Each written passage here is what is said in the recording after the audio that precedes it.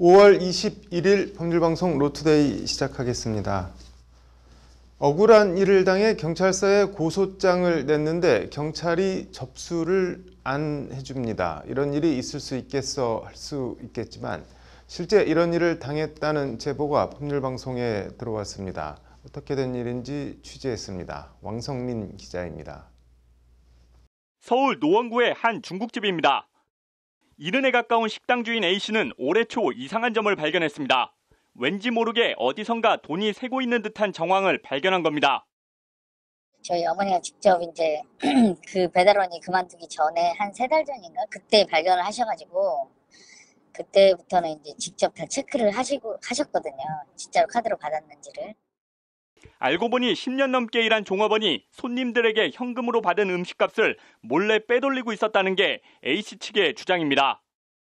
영수증이 가짜 영수증인지를 이제 그때부터 체크를 하신 거예요. 아니라고 일단 발뺌하셨죠.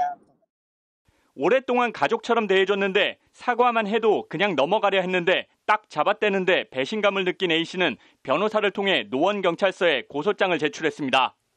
그런데 더 황당한 건 고소장 제출 이후 벌어졌습니다. 이런저런 이유를 대며 경찰서에서 고소장을 받아주지 않는 것이었습니다. 아예 안 하셨어요. 그런 건. 안 하고 이거는 기소가 안 돼. 이렇게 하면 기소가 안 될 거다. 그런 식으로만 얘기를 하셔서 네. 저희는 방법이 없는 상황이니까 그래서 변호사가 직접 경찰서를 찾아가 봤지만 경찰의 태도는 요지부동 달라지지 않았습니다. 담당 변호사는 고소장 접수 자체를 안 받아주는 이런 경우는 처음 봤다며 황당해합니다. 고소장을 원래 이제 우리가 제출하게 되면 특별한 사유가 없이는 이제 고소장 접수를 거부해서는 안 되는데 이 사건 같은 경우에는 고소장을 저희가 이제 제출했음에도 불구하고 이제 수사관이 고소장 접수 자체를 받아주지 않은 상황입니다. 더 황당한 건 경찰서에서 고소를 진행하려면 피의자 측에서 참고인 진술이나 관련 증거들을 더 수집해와야 한다고 경찰이 해야 할 일을 민원인에 떠넘겼다는 점입니다. 저희한테 참고인들한테 일일이 다 연락을 해가지고 그 참고인이 관계된 어떤 확인서라든지 참고인에 대한 어떤 그런 사실상 수사관이 해야 되는 업무까지 저희보고 다 이렇게 하라고 떠넘긴 상황. 고소장 접수는 안 받아주고 강제 수사권도 없는 일반인한테 관련 자료를 모아오라고 하는 게 말이나 되냐는 것이 김민규 변호사의 지적입니다. 또 이제 사실 수사라는 게 이제 기본적으로 이제 강제 수사나 또는 이제 공권력을 가지고 이제 진행되는 부분들이 있는데 그런 부분들을 이제 일반 민원인이 갖고 있지가 않은데도 불구하고 저희한테 이에 대해 노원경찰서 관계자는 고소장 접수를 거부한 게 아닌데 오해가 있었던 것 같다고 해명했습니다. 일단 임시로 받아두고 고소장을 좀 더 보강해서 제출하라는 취지였다는 것이 노원경찰서의 해명입니다. 고소장을 이게 고소장이 들어오면 그 이전에 임시 접수가 됩니다. 네. 예, 임시 접수된 상태에서 서로 이제 대화를 해가지고 이거를 계속 진행할 것인지 말 것인지를 이제 대화를 합니다. 그래가지고 아마 그 서로 합의하에 그걸 좀 보충해서 나중에 접수를 하겠다 이래가지고 반려 조치가 된 걸로. 참고인 진술 등 확인서를 받아오라고 했다는 것에 대해서도 노원경찰서 측은 오해라고 해명했습니다. 현금으로 음식값을 지불한 사람들을 일일이 찾아다니며 진술서를 다 받아오라고 했겠냐는 겁니다. 그럼 이게 가능한 얘기가 아니잖아요. 그게 이제 아마 약간의 이제 서로가 받아들인 거나 말한 거에 이제 오해가 있을 수가 있는데 네. 그게 몇 년치를 어떻게 그게 가능한 얘기겠어요? 물어봤답니다. 네. 이게 이제 그러면 혹시 남은 거라도 좀 가져와라. 뭐 있는 증거 자료라도 그렇게 된 걸로죠. 하지만 중국집 주인 측의 반응은 다릅니다. 어떻게든 고소를 안 받아주려 하다가 문제가 불거지니까 말도 안 되는 변명을 하고 있다는 겁니다. 사람을 그 한 건 한 건을 다 무조건 확인을 하셔야 된다고 하더라고요. 그래서 네. 뭐 기소될 가능성이 기소 가능성이 이렇게 되면은 지금 자료로는 없다고 하셔서 그러니까 이런 걸로는 기소 안 된다는 식으로 괜히 얘기를 하시니까 그게 귀찮았는지는. 더 큰 문제는 이런 사례가 비단 이번 노원 중국집에 국한되는 게 아니라는 데 있습니다. 고소인 입장에서는 시민들 입장에서는 빨리 접수해서 되든 안 되면 각하라도 해야지 검찰에 가서 다시 그 추가 조사를 할 수 있는 기회를 받을 수 있으니까, 네. 맞아. 각하 제도 같은 거 활용을 해야지, 뭐. 접수를 하고, 그 이면에는 검경 수사권 조정 이후 경찰 수사 권한이 강화되면서 업무 부담이 급증한 데서 비롯된 측면이 있다는 지적도 있습니다. 그러니까 경찰이 뭐 모든 사건을 다 수사할 수 있으면 좋죠. 그리고 모든 사건을 다 이제 민원인 또는 고소인들이 원하면 해줄 수 있으면 좋은데, 어쨌든 그게 이제 뭐 물리적으로 아니면 인력으로라든가 불가능한 부분이 이론과 현실의 이제 충돌인데, 고소사건 기소율이 20% 안팎을 머물고 있는 현실을 감안하면 경찰 부담도 덜면서 경찰 처분에 민원인도 합리적으로 수긍할 수 있는 제도 개선이나 시스템 마련이 필요하다는 지적이 나오는 이유입니다. 특히 이제 최근에 이제 형사 절차 변화에 따라서 그런 부분에 많은 이제 우려도 생기고, 또 이제 좀 공백이라면 공백이랄까요? 그런 게 있는 게 사실이긴 하거든요. 그래서 좀 빨리 어떻게 보면 제도적인 개선이 필요한 부분인데, 이게 검경 수사권 조정에 따라 경찰 권한이 커지면서 업무 부담도 함께 늘어나며 이런저런 잡음과 논란이 이어지고 있습니다. 수사권 조정의 취지를 살려 국민들의 권익이 침해받는 일이 없도록 경찰의 고소장 접수와 수사 검증 등 시스템 정비가 필요해 보입니다. 법률방송 왕선민입니다. 인형 성희롱 논란을 빚은 개그우먼 박나래 씨가 정보통신망법 음란물 유통으로 고발당한 사건 관련 어제 경찰이 고발인 조사를 했다고 합니다. 이게 단순 해프닝인지 실정법 위반으로 처벌받을 수도 있는 건지 관련 쟁점을 짚어봤습니다. 박아름 기자입니다. 박나래 씨가 지난 3월 자신의 이름을 내건 헤이 나래라는 유튜브 웹 예능에서 인형을 가지고 노는 장면입니다. 암스트롱맨이라는 이름의 남자 인형의 팔을 사타구니 쪽으로 가져가 성기 모양을 만들며 희롱성 발언을 이어갑니다. 해당 영상이 알려지며 온라인에선 도를 넘었다, 남자 연예인이 여자 인형에 대해 저랬으면 매장당했다는 식의 비판과 성토가 쇄도했습니다. 이에 박나래 씨는 자신의 SNS에 죄송하다며 바짝 엎드렸지만 급기야 국민신문고에 박나래 씨를 정보통신망법상 불법정보 유통 등 혐의로 수사해달라는 고발장까지 접수됐습니다. 고발장을 접수받은 서울 강북경찰서는 어제 고발인 접수를 진행했는데 핵심 쟁점은 박나래 씨의 발언과 행위가 음란물에 해당하는지 여부입니다.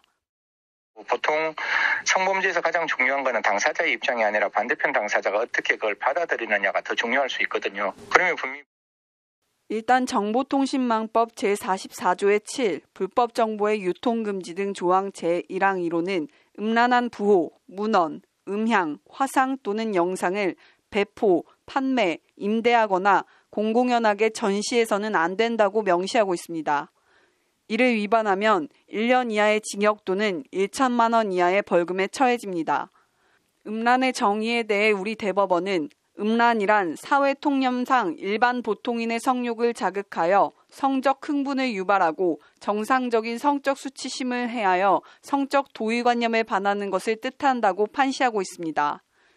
박나래 씨 사안으로 돌아가면 성적 수치심을 해한다는 견해가 우세합니다. 쉽게 말해 음란이 인정된다는 얘기입니다. 그 내용을 봤을 때도 내용이 사실 실제로 성적 수치심을 느낀 남성도 있고, 또한 그 내용을 보더라도 인형의 성기를 가지고 장난치는 모양이에요. 네. 여성이 남성의 성기를 가지고 장난치는 거는 사실 선량한 성적 도의관념에 반하다고 볼 여지가 충분히 있죠. 음란성이 인정된다고 하면 처벌 요건을 갖추기 위해선 박나래 씨에게 불법 정보 유통의 고의, 즉 음란물을 방송한다는 인식이 있었는지를 따져야 합니다. 이 또한 드러난 바를 종합하면 불법 정보 유통의 고의가 인정된다는 견해가 많습니다. 당연히 그 동영상을 봤을 때 많은 사람들이 불쾌했을 것이다. 그게 그 당사자가 그 행동을 할 때 나는 그 행동이 이런 의도가 없었다고 이야기하면 당사자의 그 성적 불쾌감의 감수성이 낮은 것이고, 반면 박나래 씨의 행위를 형사적으로 처벌하는 건 과하다는 반론도 있습니다. 관련해서 한국성폭력상담소는 이번 박나래 씨 사안에 대해 누군가의 성적 자기결정권 내지는 성적 통합성을 제한, 배제, 차별, 침해하거나 남성 성별 전체에 대한 차별을 조장했다고 보기 어렵다며 처벌 반대 의사를 밝혔습니다. 표현의 자유를 강조하는 인터넷 시민단체 오픈넷도 박 씨의 경우처럼 구체적인 개인으로 특정할 수 없는 시청자 혹은 그 영상을 보고 불쾌감을 느낄 수 있는 잠재적 시청자는 성희롱 피해 대상이 될 수 없다는 논평을 냈습니다. 이에 대해서도 김범한 변호사는 성희롱이든 이른바 젠더 감수성이든 남과 여를 떠나 똑같은 잣대를 적용해야 한다고 지적합니다. 남성 연예인이 비슷한 행동을 했을 때 이른바 페미니스트들이 어떻게 나왔겠냐는 것이 김범한 변호사의 반문입니다. 이게 만약에 반대로 뭐 너무나 쉬운 얘기긴 하지만 여자 패널이나 있는데 남자가 여자 성기를 가지고 노는 모습을 영상했을 때랑 그럼 사실 똑같이 취급돼야겠죠. 근데 그러면 사실 제가 뭐 이거 별로 논란이 없었을 거예요. 당연히 처벌해라라고 했을 것 같아요. 또 하나. 박나래 씨 개인을 처벌하고 말고의 문제가 아니라 이번 사안을 통해 성인지 감수성에 대한 사회적 기준을 다시 점검해봐야 한다는 것이 김범한 변호사의 말입니다. 이거를 그냥 무작정, 그거는 그냥 묻고 넘길 일로 솔직히 이제 형사처벌 받고 지금 수사하는 사람이 한둘이 아니에요. 이게 사실 법적으로는 충분히 수사해서 법원의 판단을 받고 여성과 남성, 성 구분을 떠나 보편적인 기준 마련이 필요하다는 겁니다. 일부에서는 젠더 갈등이 심해지고 있다라고 보고 있지만 이 부분은 저는 과도기적인 부분이라고 보고 있고 또 다른 부분에서 억눌려 있던 남성들이 얘기를 할 수 있고 이런 사회 분위기가 형성되는 것이 저는 바람직하다고 봅니다. 일단 고발인 조사를 마친 경찰은 보강 조사를 거쳐 박나래 씨 사건 처리 여부를 결정할 방침입니다. 법률방송 박아름입니다. 네, 로인사이드 다음 달부터 시행되는 양육비 이행 강화법 얘기해 보겠습니다. 장한지 기자 나와 있습니다. 장 기자, 다음 달부터 시행된다고 하는데 어떤 내용인가요?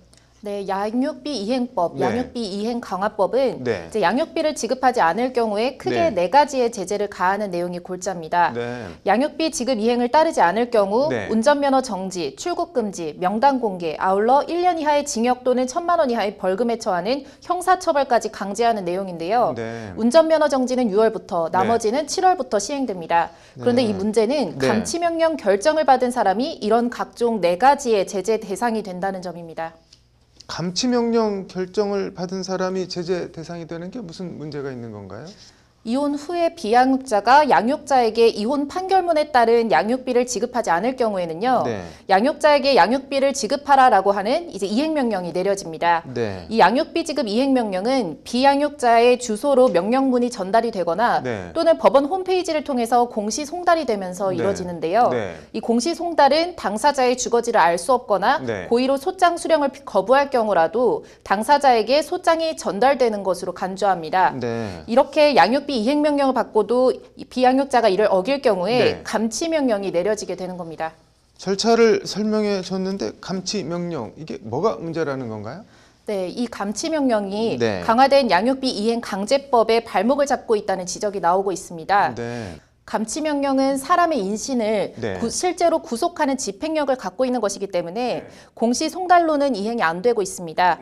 쉽게 말해서 직접 감치명령을 전달해야 그 효력이 발생하는 건데요. 이 감치명령 수령을 피하기 위해서 위장 전입이 양육비 미지급자들 사이에서 이른바 유행처럼 번지고 있다는 겁니다. 감치명령을 전달 못 받으면 어떤 상황이 벌어지길래 양육비 지급 발목을 잡는다고 하는 건가요?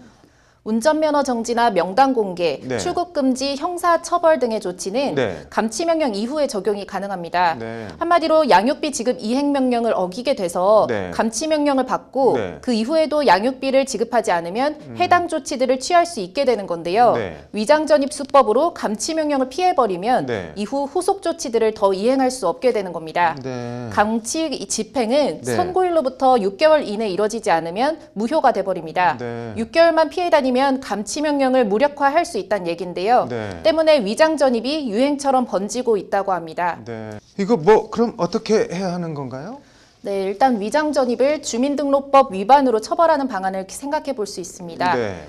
주민등록법 제37조는 주민등록 또는 주민등록증에 관해 거짓의 사실을 신고 또는 신청한 사람은 3년 이하의 징역 또는 3천만 원 이하의 벌금에 처한다고 규정하고 있습니다. 네. 문제는 현실과 법의 괴리가 존재한다는 건데요. 네. 일반 사회 전반적인 인식 자체가 네. 이 위장 전입을 중죄라고 생각하지 않고 있고요. 또 경찰이나 검찰 등 수사기관에서도 네. 위장 전입 사건이 들어오면 별 일로 크게 생각하지 않고 네. 또 심지어 수사력 낭비라고 받아들이는 게 현실입니다. 네. 지자체에서도 위장 전입 신고가 들어오면 네. 어떻게 처리해야 하는지 모르는 경우가 다반사라고 합니다. 대책 마련이 필요해 보이네요. 네, 참으로 어려워 보이는데요. 네. 행정안전부와 국회 행정안전위원회 위원장 서영교 의원은 네. 지난 14일에 양육비 미지급과 관련해 위장 전입이 의심되는 경우 네. 주민등록 사실조사 철저 실시를 요청하는 특별공문을 전국 지자체에 보냈다고 합니다. 네. 이어서 어제는 양육비 네. 해결 총연합회와 함께 네. 국회 소통관에서 양육비 채무 면탈 목적 위장 전입 단속 촉구 기자회견을 열었습니다. 서영교 의원 현장 모습을 보시죠. 네. 양육비 안 주려고 위장 전입하는지 아무도 상상을 못한 거죠.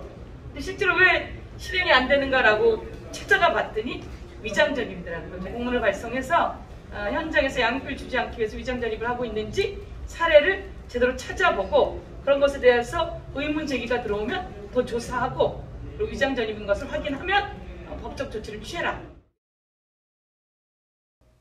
법 시행도 전에 사각지대가 드러나고 있는 건데 네. 조속한 해결책 마련이 꼭 필요해 보입니다.